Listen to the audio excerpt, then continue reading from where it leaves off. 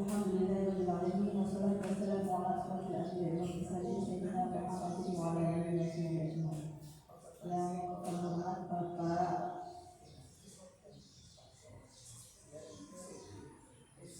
Yono SPD, yang terhormat Bapak Kepala Sekolah SD Kabupaten Sari, dan teman-teman rekan-rekan guru di Kabupaten Sari yang berbahagia. Alhamdulillahirabbil alamin, kami panjatkan kepada Allah Subhanahu wa taala karena pada hari ini kita bisa melaksanakan acara tentang sosialisasi visi dan misi Brigasari.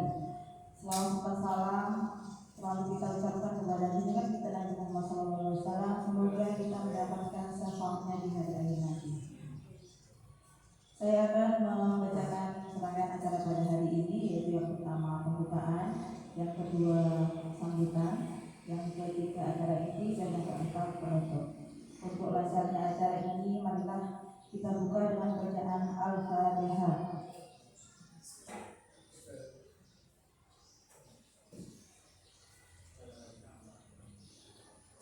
Semoga dari awal sampai akhir acara kita lancar. Selanjutnya acara yang kedua kita berikan waktu untuk membuat kuesioner. Monggo kita persilahkan.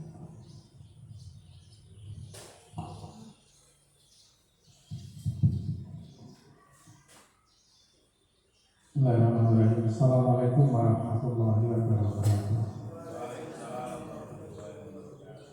Alhamdulillah, teman-teman sekolah SD 3 saya hormati, teman-teman guru yang saya hormati, saya banggakan, puji syukur alhamdulillah pagi ini kita masih diberi kenikmatan luar biasa bisa bertemu, berkumpul dalam rangka bersama-sama menghadiri acara pendidikan observasi Kepala Sekolah SD 3 Sari, yaitu Bapak Darussufi. Selanjutnya, salawat dan salam mudah-mudahan tetap berlimpahkan kepada junjungan besar Nabi Muhammad Sallallahu Alaihi Wasallam. Semoga nanti kita di yaumul qiyamah mendapat syafaatnya.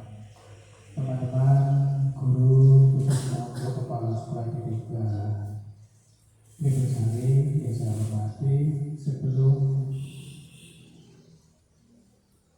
proses observasi dimulai ada beberapa hal yang perlu saya sampaikan. Yang pertama, acara ini kita kemas senyantai saja Pak ya. Jadi nggak usah tegang, nggak usah tinggi, nyantai saja. Nanti videonya juga bisa diedit. Misalnya nggak pas, itu nggak pantas nanti kalian nanti untuk seksi videonya bisa diedit ya. Nggak usah lama-lama, maksimal 30 menit lah, 25 menit juga apa-apa, 20 menit ya tidak apa-apa. Nanti dari sekian itu dibagi menjadi dua sesi. Yang pertama itu presentasi, kemudian sesi yang kedua itu interaktif dengan teman-teman guru, dengan saya. Mungkin ada hal yang perlu ditanggapi, ada perlu hal yang ditambahi, atau bahkan usulan-usulan apapun terkait dengan visi misi. Kebetulan dapat visi misi ya. Perlu diketahui untuk teman-teman, mulai sekarang sampai ke depannya, tapi tidak tahu nanti kapan, untuk teman-teman P3K dan teman-teman PNS, satu-satunya pintu untuk naik jenjang, untuk naik pangkat tingkat itu melalui penilaian SKP. Jadi satu-satunya pintu itu. Nah, observasi ini merupakan satu tahapan dari sekian rangkaian untuk penentuan penilaian SKP. SKP itu kan ada 4 variabel nanti yang dimunculkan, tapi dari 4 variabel itu cuma 2 variabel yang dinilai, perilaku kerja dan praktek kerja. Jadi 2 itu. Nah, ini bagian dari praktek kerja. Ya. Nah, perlu saya sampaikan juga, pengen untuk nilai akreditasinya atau nilai apa itu SKP-nya itu bagus, paling tidak ya harus sesuai dengan ekspektasi. Kalau di atas ekspektasi malah lebih bagus, tapi jangan sampai di bawah ekspektasi. Nah itu nanti kalau jenengan sesuai ekspektasi terus berlanjut, yang nggak sampai turun di bawah ekspektasi, insya Allah untuk kenaikan jenjang maupun kenaikan pangkat itu satu-satunya pintu untuk naik jenjang atau naik pangkat itu melalui penilaian SKP atau penilaian kinerja. Saya kira itu untuk pengangkat dari saya. Monggo nanti harus tolong dibantu untuk teman-teman guru yang lain, karena ini kepala sekolah panjenengan seinteraktif mungkin, jangan pasif, tunjukkan yang agak aktif gitu ya, tapi aktif yang terkendali. Ini terlalu aktif ya malah substansinya nggak kena nanti ya, nanti materinya nggak kena. Kira-kira berapa menit Mas? Kalau diperkirakan saja ini. Oh, 20 nggak apa-apa, tidak apa-apa. Tadi kan saya mengatakan maksimal 25 atau 30. Berarti kurang dari itu nggak apa-apa. Saya kira itu. Terima kasih. Setelah ini monggo Mas Darius bisa melakukan presentasi. Mohon maaf saya kira bila satu perlihat. Assalamualaikum warahmatullahi wabarakatuh.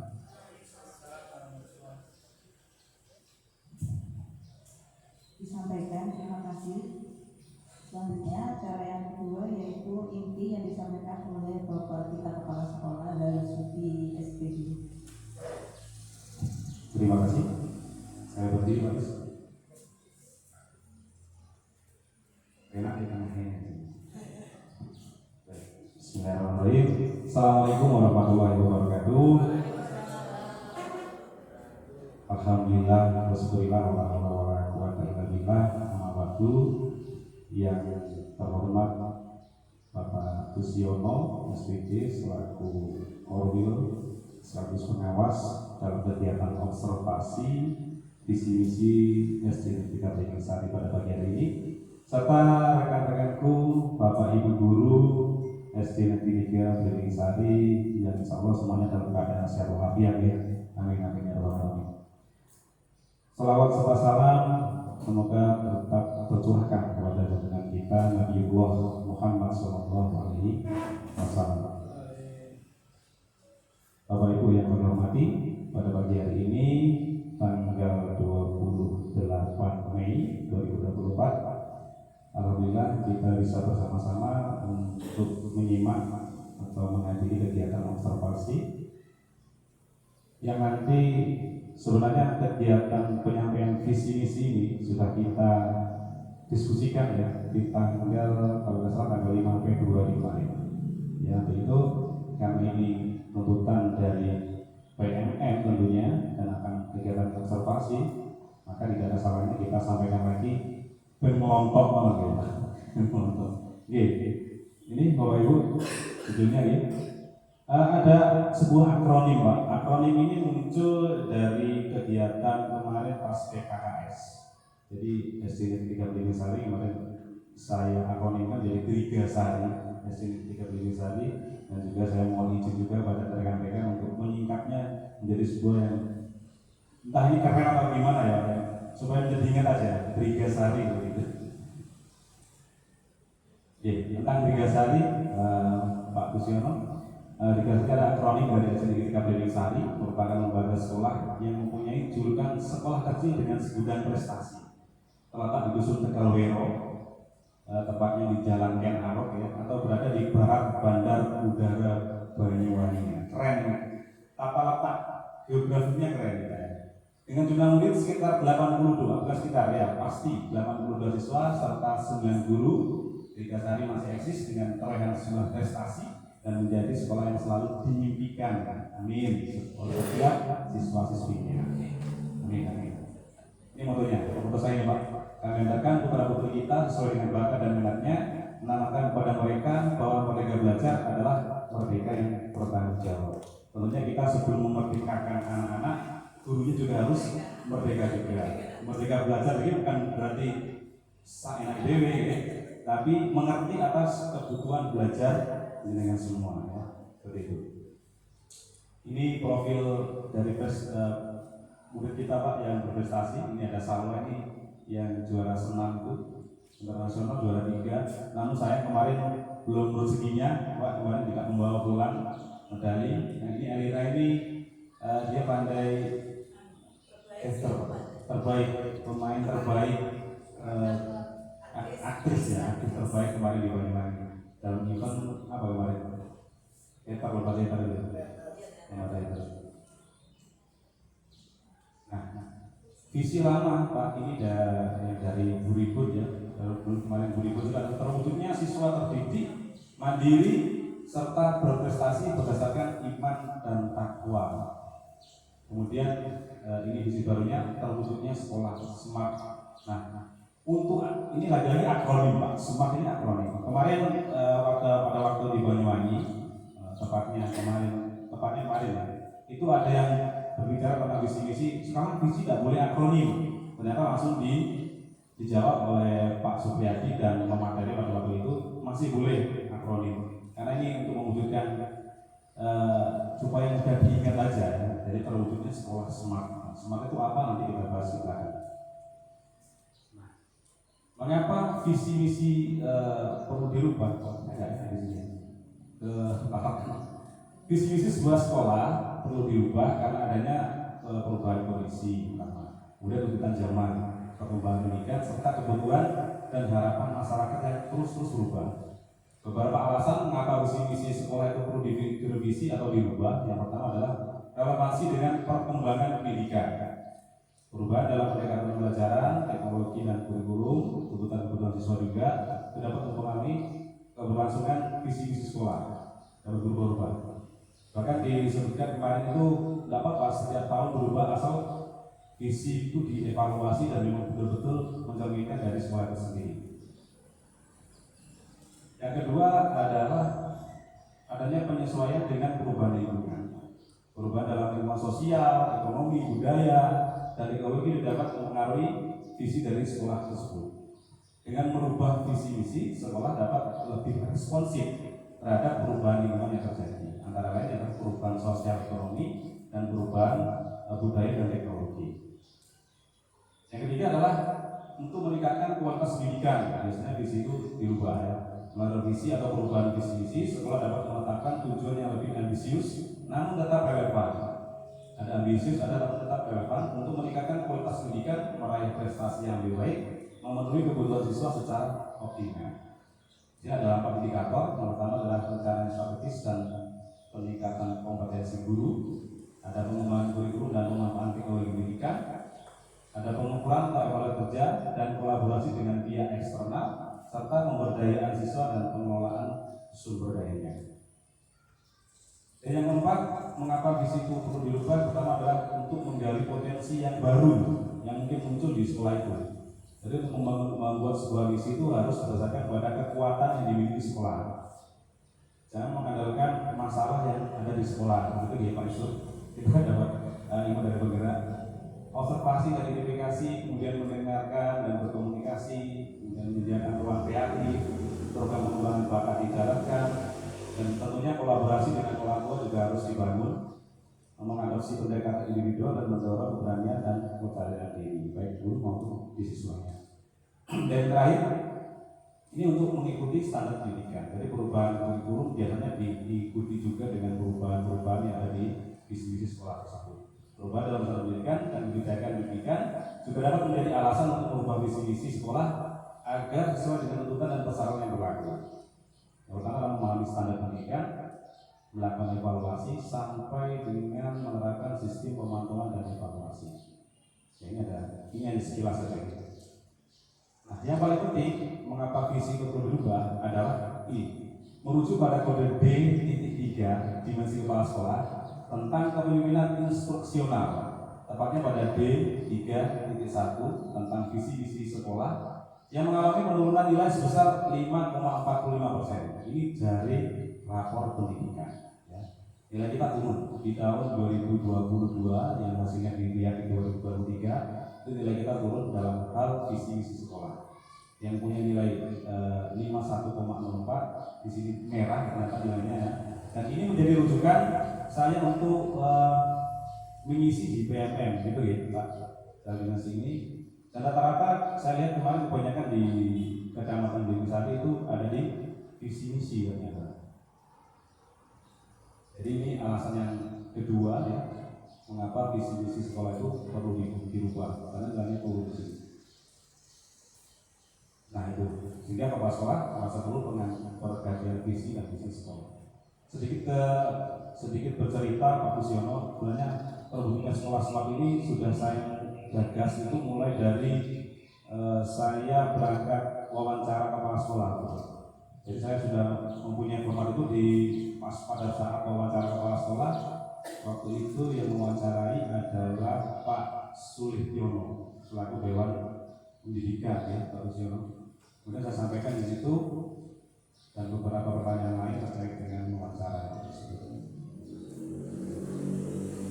Nah, ilmu yang saya dapat di guru penggerak tentunya ya, Bu Wiwit, Pak Yusuf mungkin berjalan ya, itu ada metode baca.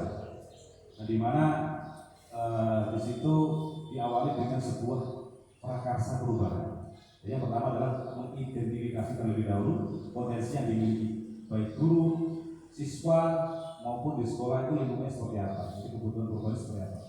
Kemudian ketika kebutuhan perubahan itu sudah teridentifikasi, maka menggunakan pendekatan dari Townsend, yaitu yang disebut inquiry apresiasi atau IA, yang dilakukan oleh metode Baksen. Mungkin tidak bisa saya ceritakan detailnya ya. Ini adalah prosesnya aja. Kita untuk membuat pertanyaan pertama, menentukan kemana identifikasi kebutuhan yang merujuk pada visi. Kita ambil pelajarannya, di mana isinya adalah menelisik potensi apa yang dimiliki murid, guru, dan saspras. Kita inventarisir semua aset yang ada di sekolah. Kemudian ada gali mimpi. Tahapan selanjutnya adalah gali mimpi, yaitu berisi tujuan untuk kemajuan dan perubahan. Dari sini visi akan dirumuskan. Tahap selanjutnya adalah menjabarkan rencana, berisi rencana-rencana yang akan dilanjutkan dalam perumusan visi. Selanjutnya adalah atur eksekusi. A-nya ini atur eksekusi, berisi langkah-langkah transformasi dari mimpi ke rencana dan dari rencana menjadi nyata sehingga terlahir visi dan prakarsa perubahan. Membuat prakarsa perubahan sendiri, kalau kita bisa mengingat-ingat, itu adalah teknik kata yang kita gunakan. A itu aset, T itu tantangan, A itu aksi, P-nya adalah pelajaran atau perubahan, perubahan. Jadi bagaimana aset itu kita inventarisir di sekolahan ya, yang menjadi kekuatan kita di sekolah itu apa saja ya. Bagian yang menciptakan aset kekuatan ya, atau hal yang positif yang dapat diberdayakan sebagai kondisi awal untuk memulai sebuah perubahan. Kemudian tantangannya apa di situ? Tantangannya adalah bagian yang menciptakan tantangan atau keresahan yang perlu dilampaui demi mewujudkan harapan atau mencapai visi tersebut. Sehingga terlahir prakarsa perubahannya ini. SD Negeri 3 Belimbing ingin muridnya dan gurunya pertama sehat. Kemudian murid dan guru ini harus senang, bahagia, setuju? Guru dan murid tidak boleh ketinggalan zaman, setuju? Setuju ya. Guru dan muridnya harus beriman dan bertakwa, wajib ya. Serta murid dan gurunya punya prestasi. Ada nggak yang setuju ini? Insya Allah setuju semua ya. Jadi prakarsa perubahan ini sudah mewakili apa namanya? Jadi nurani semua, betul. Ya. Saya ulangi lagi. Smart ini di sini adalah terwujud sekolah. S-nya adalah sehat, M-nya menyenangkan, A-nya adaptif, R-nya religius, T-nya terampil. Pak, kenapa kok nggak ada istilah profil pelajar Pancasilanya, Pak? Ilmu yang saya dapatkan Pak Guru Penggerak itu ketika kita merumuskan visi-visi itu profil pelajar Pancasilanya itu tersirat di dalamnya. Nah, berubah lagi Pak kemarin karena ilmu juga berubah, kebijakan juga berubah. Kemarin pas kumpul di bidang pendidikan. Nah, kata-kata profil pelajar Pancasila itu harus tertuang dalam sebuah visi sekolah. Jadi mungkin saja nanti visi ini akan berubah lagi, ada kata-kata profil pelajar Pancasila seperti itu. Ini hanya sebuah rancangan bagus. Karena ini target saya, visi-visi ini akan berlaku pada saat tahun ajaran baru. Jadi sudah 2 tahun saya rancang, baru berani saya tampilkan di 2 tahun kemudian.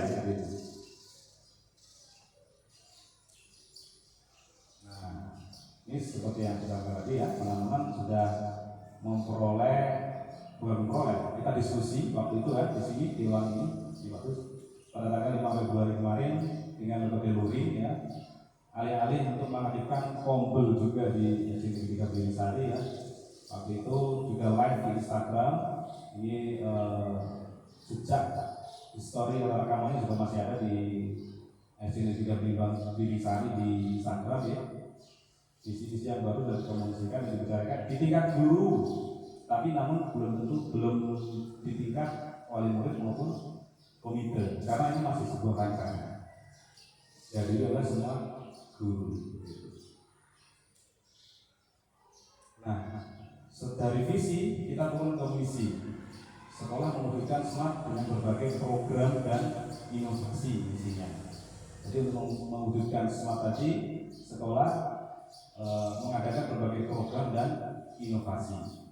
Saya mulai dari dimensi sehat. Saya di sini gak kelihatan kameranya. Saya jalan-jalan. Sakit kemana? Tahu ya? Sehat. Kenapa sehat ya Pak Sehat? Mungkin saya berangkat dari guru olahraga. Jadi kata-kata sehat itu selalu terngiang-ngiang di kepala saya. Bagaimana seorang murid itu harus sehat, guru itu harus sehat. Kalau dia sehat, otomatis dalam menjalankan pembelajaran sehari-hari dia akan lebih nyaman, lebih optimal Pak, untuk menjalankan semua aktivitas kesehariannya. Ini adalah melaksanakan kegiatan olahraga untuk meningkatkan kebugaran jasmani. Kebugaran jasmani di sini adalah pengertiannya adalah tidak mudah lelah setelah melalui berbagai macam aktivitas setiap harinya. Kemudian menjalankan PHBS, perilaku hidup bersih dan sehat, memunculkan dan melatih jiwa sosial bermasyarakat dan melatih kesehatan emosional dan kepercayaan diri. Ini di dimensi sehat. Kemudian di dimensi menyenangkan, melaksanakan KBM yang menyenangkan dan kreatif. Nah, ini juga sejalan dengan apa kemarin yang disampaikan Mas Supriyadi ya, itu pembelajaran reformasi pendidikan itu diantaranya adalah pembelajaran harus menyenangkan. Nah, melaksanakan KBM yang menyenangkan dan kreatif, kemudian menyambut kedatangan murid dengan penuh keikhlasan dan senyuman. Nah, ini kita biasa lakukan di pagi hari ya, kalau ibu di bawah geopark itu, geopark ya, untuk menyambut murid. Kemudian murid terhindar dari bullying, perundungan, dari kita SKK ya. Kemudian menciptakan suasana kekeluargaan baik di siswa maupun di guru sehingga tidak ada perundungan baik antar siswa maupun dari guru ke siswa. Itu adalah adaptif. Nah, adaptif ini selalu saya bawa ya, Bapak Ibu, ketika saya itu berproses untuk menjadi seorang guru yang profesional ya, dimana kita harus adaptif. Ini istilahnya jangan mau ketinggalan zaman, jangan gaptek teknologi dan sebagainya. Nah, di sini adalah mengikuti perubahan zaman secara aktif, utamanya di kompetensi abad 21 ya, ada pendapat kritis dan sebagainya ya. Kemudian tanggap terhadap perubahan peraturan dan kebijakan pimpinan. Nah, ini biasanya kita mengeluh di sini. Tanggap terhadap perubahan peraturan dan kebijakan pimpinan. Padahal kita di sini adalah maaf ya, ada yang SN, ada yang 3K, itu kan di bawah kebijakan pemerintahan. Jadi segala sesuatu yang menyangkut tentang kebijakan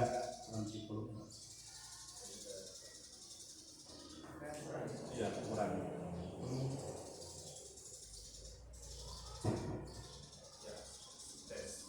Hilang. Oh, masih. Ya. Makasih. Nah, tanggap terhadap perubahan peraturan dan kebijakan pimpinan ini harus senantiasa kita lakukan ya Bapak Ibu untuk mendukung program-program dari pemerintahan. Selanjutnya adalah menggunakan growth mindset atau pola pemikiran berkembang. Nah, ini sering kita temui di teman-teman kita mungkin ya. Ada program kebijakan terbaru, ini. Nah, jadi belum sudah mengeluh ini. Jadi untuk ganti menteri, ganti kebijakan lagi. Nah, itu adalah bukan merupakan growth mindset. Itu yang contoh bukan. Kalau yang growth mindset seperti apa? Ada program baru nih, mereka belajar. Bener. Ayo kita diskusi. Nah, itu growth mindset. Selalu bertanya dan aktif. Kalau hubungannya dengan apa namanya? Menterinya baru, nanti kurikulumnya baru, itu nanti. Jadi yang sekarang aja kita pikir ya, begitu. Kemudian selalu mau belajar hal-hal yang baru, itu dimensi adaptif. Kemudian religius itu mewakili ya secara umum. Menjalankan iman dan takwa dengan sungguh-sungguh, menerapkan sholat berjamaah di sekolah, yang diterapkan sholat zuhur ya, sholat zuhur berjamaah. Kemudian mengenal Nabi Muhammad SAW dan berusaha mengetahuinya. Ini relevan, ini maksudnya bisa berubah Bapak Ibu. karena di sini di Tigasari itu mayoritas atau full ya 100% kita agama Islam. Nah, agama Muslim. Jadi ini boleh dimasukkan. Kalau misalkan nanti ada juga yang berbeda agama, mungkin ini bisa direvisi, ditambahkan gitu. Menjalankan dan memperingati hari-hari besar agama. Selanjutnya adalah terampil. Terampil ini mewakili dimensi prestasi ya, skill dari anak-anak atau guru berprestasi di bidang akademik dan non-akademik, kemudian menguasai dan memperdalam skill atau keterampilan, mampu bersaing dengan sekolah lain secara sehat, mendalami karakter profil pelajar Pancasila. Ini baru muncul, profil pelajar Pancasila baru muncul di sini. Dimensi terampil. Nih, beberapa program unggulan dari SMART. Karena misinya tadi kan mewujudkan SMART dengan inovasi dan program. Yang pertama ada Bank Tani, Pak Busyono, keseimbangan antara kesehatan jasmani dan rohani. Nah, Bank Tani ini menjembatani dimensi sehat dan dimensi religius yang ada di dalam SMART tadi. Secara teknis, Bank Tani berupa kegiatan ekstrakurikuler yang jenisnya dipilih oleh murid berdasarkan bakat dan minat mereka, dan keduanya berjalan seimbang dengan kontrol dari guru pamong yang masing-masing adalah guru BCUK dan guru agama. Guru BCUK-nya kacau mana? Ya, ini Pak Haji Pak, guru agama Guru Istiaro. Bank Tani, keseimbangan antara kesehatan jasmani dan rohani. Ini dari program guru penggerak Pak. Kemudian yang kedua adalah program One Day One Post. Ini saya terinspirasi dengan Bunia. Bunia mana? Oh, dikelola Bunia. Nah, Bunia itu Pak lumayan kreatif ya. Jadi sering buat konten yang berisi tentang kegiatan sekolah sehari-hari ya. Jadi dia memposting di media sosial itu lumayan sering. Jadi saya manfaatkan menjadi program One Day One Post untuk semua gurunya. Jadi ketika ada pembelajaran atau kegiatan di sekolah wajib memposting 1 kali 1 hari seperti itu misalnya. One Day One Post adalah program kedua dari SMART yang berasal dari dimensi adaptif karena hubungan dengan teknologi mungkin ya.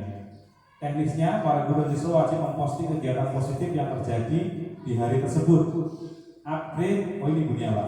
Upgrade skill tentang teknologi yang memanfaatkan Kombel pada PMM untuk memberdayakan para murid dan guru agar berjalan dengan perkembangan ilmu dan teknologi yang ada. Seperti pelatihan Canva yang kemarin kita laksanakan di Bapak Ibu, itu merupakan pengaktifan Kombel daring yang ada di PMM. Pelatihan Canva yang kemarin kita lakukan secara daring bersertifikat dan ditandatangani oleh Pak Ozio kemarin.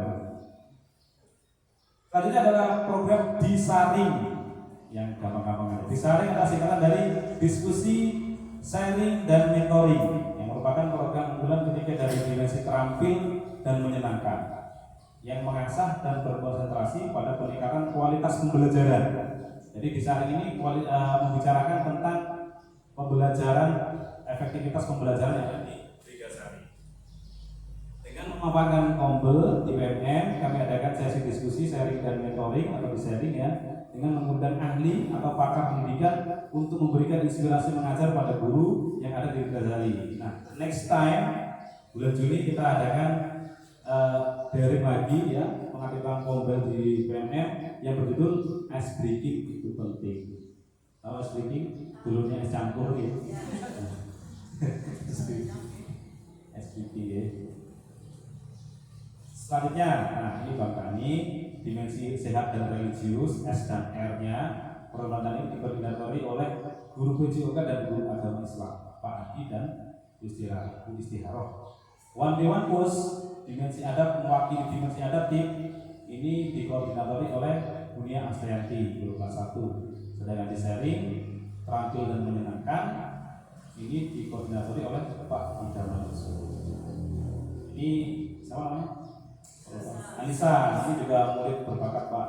Jadi nyanyi bisa, puisi, bercerita. Ini jebeng colik juara berapa dia? Juara 1 jebeng colik Pak di Banyuwangi. Internasional belum? 9 September berangkat ke Surabaya. Ya, ini. Setelah 24 Pak. Karena gurunya ini juga punya skill yang bisa dimanfaatkan untuk promosi sekolah juga. Ya ini bagus, kira-kira programnya nanti bisa ditambah lagi, mungkin masukan dari rekan-rekan guru semua ya, mempunyai program yang nggak harus diakronim Bapak Ibu, programnya ya program yang real aja nggak apa-apa, nanti kita bicarakan bersama di kompul kita. Mungkin ada masukan teman-teman untuk program kita yang baru, dimensi smart, dari smart itu ya, saya yakin dari Bu Ibu nanti pasti ada. Ini mungkin proses dari bergerak, di sana akan memiliki ide yang baru ya, dari rekan-rekan semuanya yang saya harapkan itu dapat meningkatkan utamanya di kualitas pembelajaran kita. Kalau di non akademik kita bisa sedikit lebih unggul dari akademik ya. Kemarin akademik kita mentok di juara tahun Ibrahim. Juara 2 atau 3? Juara 3 siswa berprestasi tingkat kecamatan ya. Nah itu harus kita genjot lagi supaya antara non akademik dan akademiknya akan diseimbang lewat sharing nanti kita akan. Next agenda ya, sharing akan membahas dan membicarakan tentang bagaimana cara membuat dan menerapkan SDG di dalam kelas sehingga mampu menambah antusias murid dalam proses pembelajaran. Daftar ya kalau Ibu di tombol daring. Atau kita mau luring ya boleh, karena untuk ice breaking itu kan kalau daring kan nggak enak ya. Jadi ada ice breaking daring, ada ice breaking luring. Gitu. Kan kita selesaikan apa kita laksanakan dua-duanya nggak masalah. Yang penting kompelnya aktif ya Bapak Ibu. Matur nuwun sudah selesai. Matur nuwun Pak Busiono sudah menyimak. Rekan-rekan, coba saya tanya dulu smart. Bu Galur, smart itu apa? S sehat, makan, tertib, religius, ramping. Itu sudah merasuk ya. Tapi ini kita butuh Tapi nanti Bapak Ibu kita mau diskusi lagi tentang program-program yang ada di smart itu sendiri.